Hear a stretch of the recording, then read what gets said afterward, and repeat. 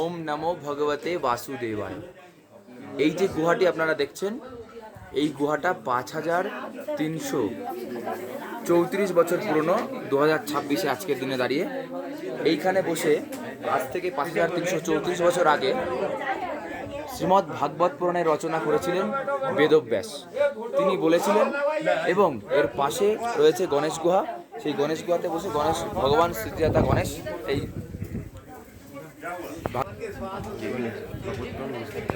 এবং সিদ্ধিদাতা গণেশ এই নিচে একটি গণেশ গুহাতে বসে সেই ভাগবতটি লিখেছিলেন।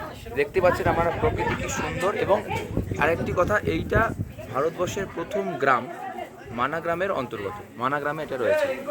আপনারা সকলে আসবেন, খুব সুন্দর প্রাকৃতিক ভিউ, সাথে আমাদের ধর্মীয় সনাতন হিন্দু ধর্মের অনন্য সংস্কৃতির এবং সকল ধর্ম, আমাদের হিন্দু ধর্মের মূল যে ভিত্তিভূমি, সেই ভিত্তিভূমি এখানে রচনা হয়েছে।